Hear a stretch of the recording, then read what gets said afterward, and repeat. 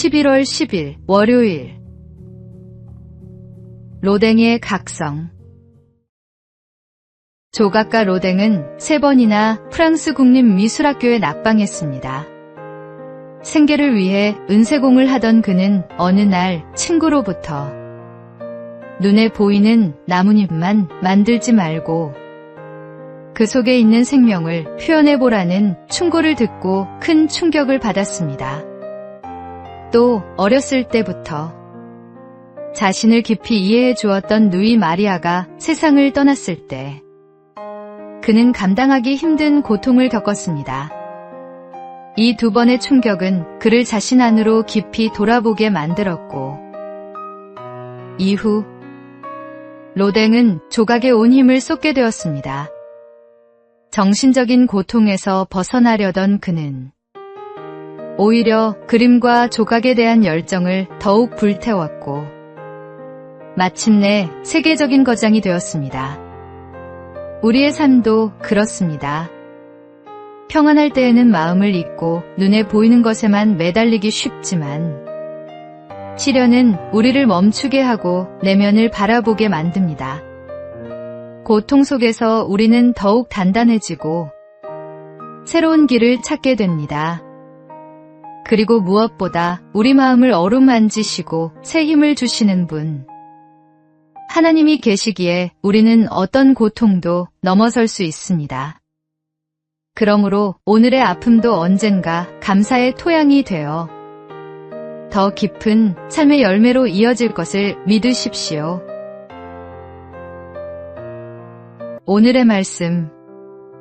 우리가 환난 중에도 즐거워하나니 이는 환난은 인내를, 인내는 연단을, 연단은 소망을 이루는 줄 알미로다. 오늘의 만나. 고난은 때로 우리 내면의 진정한 가치를 발견하게 하는 하나님의 도구입니다.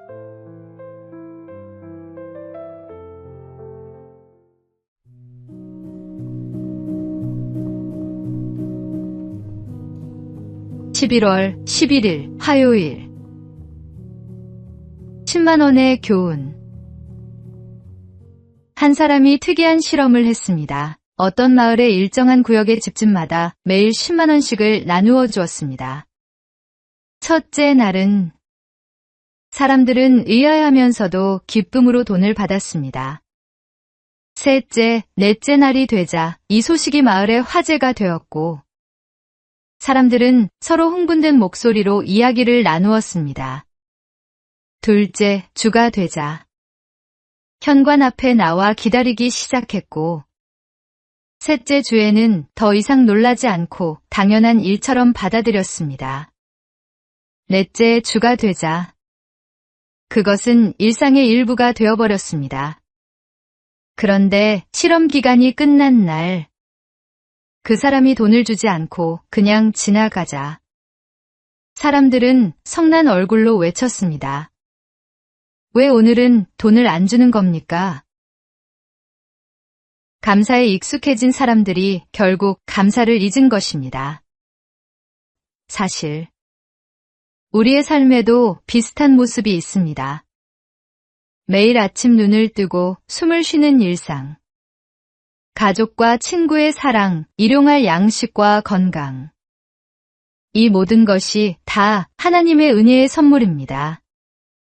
그러나 반복되다 보면 우리는 쉽게 당연하게 여기고 감사하는 마음을 잃어버리곤 합니다.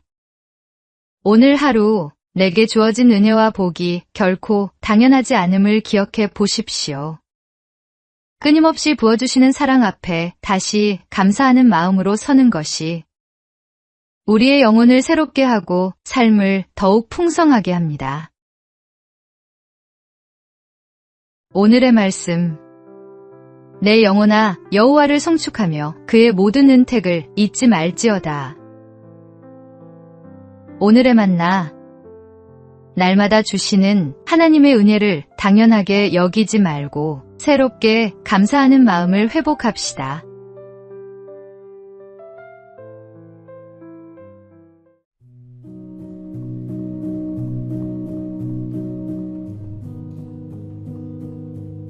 11월 12일 수요일. 감사로 피어난 작품. 인천에서 활동하는 강석준 작가는 중증 자폐 2급 판정을 받았습니다. 어린 시절부터 사회와의 소통에 큰 어려움이 있었고 일상조차 쉽지 않았습니다. 그러나 그는 그림과 조각을 통해 자신을 표현하기 시작했습니다. 사람들과 말로 나누기 힘든 내면의 세계를 붓과 조각도로 풀어낸 것입니다. 그의 작품은 멸종위기 동물과 자연을 주제로 하고 있습니다. 다른 사람에게는 장애로만 보일 수 있는 한계가 오히려 세상을 바라보는 독특한 시선과 예술적 감수성으로 바뀐 것입니다. 지금 그의 작품은 공공기관 전시에도 초대되고 많은 이들의 공감을 얻고 있습니다. 강 작가는 자신의 상황을 원망하기보다 주어진 삶 안에서 표현할 수 있는 것을 감사하며 이어갔습니다. 그 결과 남들이 보지 못한 아름다움을 작품으로 담아낼 수 있었습니다. 잃은 것에 머무르지 않고 남아있는 것에 감사하며 집중할 때 그것이 곧 삶을 빛나게 만드는 힘이 됩니다. 오늘의 말씀. 비록 무화과 나무가 무성하지 못하며 나는 여호와로 말미암아 즐거워하며 나의 구원의 하나님으로 말미암아 기뻐하리로다. 오늘의 만나.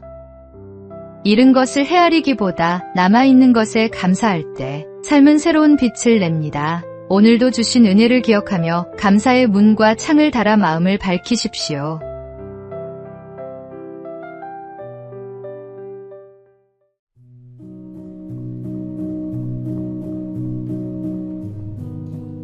(11월 13일) 목요일. 마지막 순간의 고백. 코미디계의 대부라 불리던 전유성 씨는 평생 이성적 사고가 강해 신앙을 쉽게 받아들이지 못했습니다. 그러나 30여 년 넘게 그를 위해 눈물로 기도한 후배들과 가족들의 헌신은 끝내 결실을 맺었습니다. 건강이 악화되던 지난 여름, 청도에서 인연을 맺었던 김성황 목사가 병원을 찾아 기도할 때 전 씨는 마침내 아멘으로 응답하며 하나님을 영접했습니다. 이후 병실에는 매일 성경과 찬송이 흘러나왔고 그는 자신을 돌보러 온 후배와 함께한 작가들을 위해 그리고 무엇보다 딸을 위해 기도했습니다. 하나님, 우리 딸 잘 부탁드립니다. 라는 마지막 기도와 함께 하나님을 믿으라는 믿음의 유언을 남겼습니다. 놀랍게도 그의 딸 제비 씨는 아버지의 고백 이후 신앙생활을 시작하겠다고 다짐했습니다. 장례 또한 기독교 예식으로 드려졌으며 많은 동료와 후배들이 함께하며 그의 새로운 시작을 축복했습니다. 포기하지 않고 드린 오랜 기도는 마침내 기적의 열매가 되었고 하나님의 은혜는 마지막 순간까지 그를 붙드셨습니다. 인생의 끝자락에서 드린 이 고백은 모든 이에게 구원의 은혜는 결코 늦지 않다는 사실을 증거합니다. 오늘의 말씀. 누구든지 주의 이름을 부르는 자는 구원을 받으리라.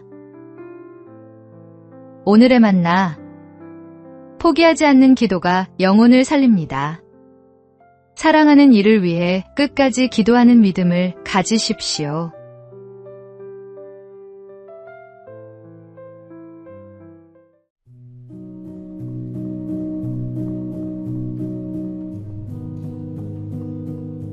(11월 14일) 금요일. 감사의 편지. 오늘은 가을숲의 빈 벤치에 앉아 새 소리를 들으며 흰 구름을 바라봅니다. 한여름 불볕같이 달아오른 내 마음을 서늘한 바람에 식히며 잠시 앉아있을 수 있는 이 시간들을 감사합니다. 이혜인의 감사 편지에 담긴 고백입니다.